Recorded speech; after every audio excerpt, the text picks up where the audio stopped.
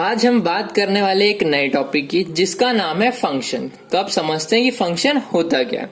तो फंक्शन एक special type का रिलेशन है। It can be define as a special type of relation between input and output. अगर input और output के बीच में एक स्पेशल तरह का रिलेशन है तो वो एक स्पेशल रिलेशन ही फंक्शन कहलाएगा। जहां पे जैसे कि आप यहाँ से पे समझ सकते हैं कि यहाँ हर एक इनपुट x की वैल्यू के लिए मुझे एक y की वैल्यू मिलेगी, डिफरेंट वैल्यू मिलेगी। मुझे हर एक डिफरेंट x की वैल्यू के लिए हर एक डिफरेंट y की वैल्यू मिलेगी।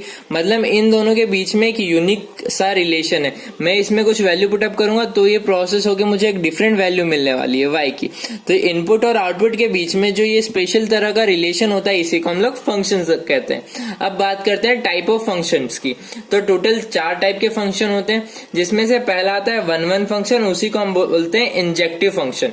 तो 1-1 फंक्शन समझने के लिए सपोज यहाँ पे 2 सेट है, ओके, एक A सेट है और एक B सेट है। इसमें मेरे सारे इनपुट है 1 2 3 4 और इधर मैं मेरे आउटपुट लिख लेता हूं। ओके, सपोज ये अगर मेरा हर एक यूनिक इनपुट के लिए एक यूनिक आउटपुट है, मीन्स ऐसा है कि हर एक यूनिक इनपुट के लिए मुझे एक यूनिक आउटपुट मिल रहा है, तो मेरा फंक्शन जो है वो 1-1 कहलाएगा। अगर ऐसा होता है कि टू डिफरेंट इनपुट के लिए मुझे सेम आउटपुट मिल रहा है, जैसे कि सपोज मेरे को 3 और 4 दोनों के लिए वैल्यू 7 ही मिल रही है, तो इस केस में जो मेरा फंक्शन है वो मेरा मैनी वन फंक्शन हो जाएगा। अगर मुझे यूनिक इनपुट पे यूनिक आउटपुट मिल रहा है तो मेरा फंक्शन जो होगा वो 1-1 फंक्शन कहलाएगा। 1-1 फंक्शन को ही हम इंजेक्टिव फंक्शन भी बोलते हैं। यूनिक इनपुट पे अगर यूनिक आउटपुट मिल रहा है तो वो मेरा 1-1 फंक्शन है। लेकिन अगर डिफरेंट इनपुट के लिए मुझे सेम आउटपुट मिल रहा है तो वो जो होगा वो मेरा मैनी वन फंक्शन हो जाएगा। ओके, यहाँ सिंपल सी चीज है, बहुत ज्यादा कोई बड़ी बात नहीं है, सिंपल सी लॉजिकल चीज है कि अगर यूनिक इनपुट के लिए मुझे यूनिक आउटपुट मिल रहा है तो वो मेरा 1-1 फंक्शन है। और अगर जैसे कि इसे आप ऐसा समझ सकते हैं नाम से 1-1 का मतलब एक यूनिक इनपुट के लिए एक यूनिक आउटपुट है, और मैनी वन से कि 2 अलग अलग इनपुट के लिए एक आउटपुट है, तो वो मैनी वन फंक्शन हो गया। ओके, जैसे कि मैनी वन फंक्शन का एक एग्जांपल देता हूं, जैसे कि mod x हो गया। अब ये क्या है, ये मेरा मैनी वन फंक्शन है। क्यों? अगर मैं इसमें -1 पुटअप करूं इनपुट में या फिर 1 पुटअप करूं, मुझे आंसर 1 ही मिलने वाला है। तो ये मेरा क्या हुआ, ये मेरा मैनी वन फंक्शन हो गया। और 1-1 फंक्शन क्या हुआ, जैसे कि मेरा x हो गया, x + 2 = y हो गया। ओके, अब मेरे यहाँ x की मैं जितनी अलग वैल्यू पुटअप करूंगा मेरे को y के लिए उतनी ही अलग वैल्यू मिलने वाली। ओके, अब समझते दूसरे जो 2 टाइप बचे हैं।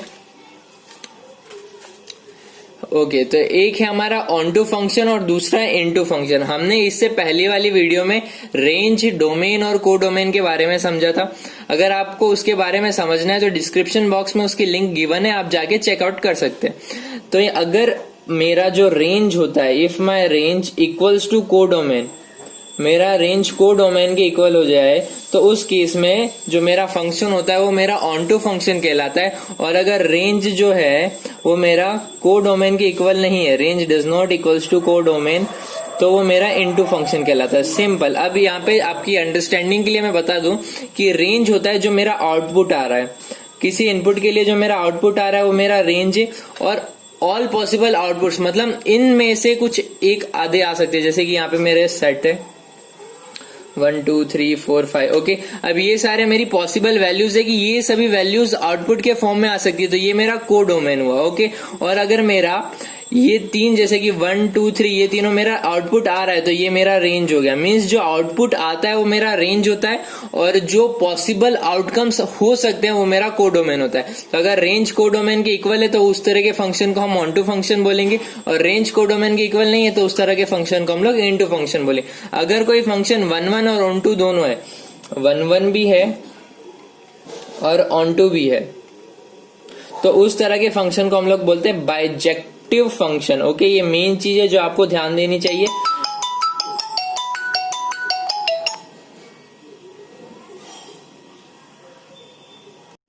ये एक मेन चीज है जहां पे आपको ध्यान देना चाहिए कि अगर कोई भी फंक्शन मेरा 1 1 और ऑन टू ये दोनों कंडीशन को सेटिस्फाई कर रहा है, मीन्स ये दोनों फंक्शन है, मीन्स वो 1 1 फंक्शन भी है और ऑन टू फंक्शन भी है, तो उस फंक्शन को हम बाइजेक्टिव फंक्शन बोलेंगे।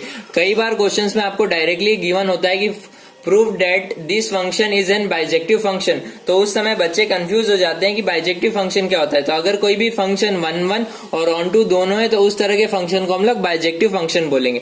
अब समझते हैं कि हम किस तरीके से, हमारा क्या मेथड होगा जिससे हम पता लगा सके कि जो हमारा फंक्शन है वो 1 1 है, मैनी 1 है, ऑन टू है, इन टू है।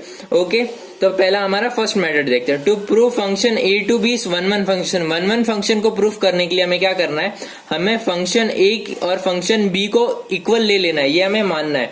ठीक है, हमने ये लेट किया कि हमारा दिस इक्वल्स टू दिस है, फिर हमें ये प्रूफ करना है कि a equals to B, means हमारा सेम इनपुट के लिए ही सेम आउटपुट आ रहा है। ओके, तो इस तरीके से हमारा प्रूफ हो जाएगा कि वो 1 1 फंक्शन है। हम आगे इसके ऊपर एग्जाम्पल भी करेंगे, तो आप वो देख के ज्यादा आपको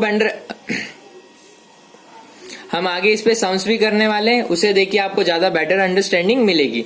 और दूसरा क्या तरीका होता है, 1 1 फंक्शन अगर नहीं हुआ तो वो कौन सा फंक्शन होगा, वो मैनी 1 फंक्शन होगा। तो अगर हम काउंटर एग्जांपल्स का यूज करके भी मैनी 1 फंक्शन को प्रूफ कर सकते हैं, जैसे कि अगर आपको दिख रहा है कि -x mod ऑफ x दिया हुआ है, तो आपको इतना बड़ा कुछ करने की जरूरत नहीं है, सीधा एग्जाम्पल दीजिए कि 4 -1 its value equals to 1 and for 1 equals to 1, therefore this function is many 1 function। इस तरीके से भी आप बता सकते हैं। अब दूसरा लेते हैं कि to prove function a to b is on to function. अगर मुझे प्रूफ करना है कि जो मेरा फंक्शन है वो on to फंक्शन है, तो वो कैसे करेंगे, तो हम क्या करेंगे, y को fx के इक्वल रखेंगे, वहां से मैं x की वैल्यू निकालूंगा इन टर्म्स ऑफ y। मैंने x की वैल्यू निकाली इन टर्म्स ऑफ y और इस चीज को मैं वापस से y के अंदर पुटअप कर दूंगा, मीन्स इस चीज को वापस fx के अंदर मैं पुटअप करूंगा, और अगर वो मेरा इक्वल्स टू y आता है तो वो मेरा ऑन टू फंक्शन होगा। ओके, यहाँ हमने मेथड सीखा है। एक दूसरी वीडियो में इन सब के ऊपर एक डिटेल सम्स लाने वाला हूँ कि किस तरह के सम्स हो सकते, ऑल पॉसिबल सम्स जो फंक्शन के ऊपर बन सकते हैं। मैं आपको हाईली रिकमेंडेड करूंगा कि आपको वो वीडियो देखनी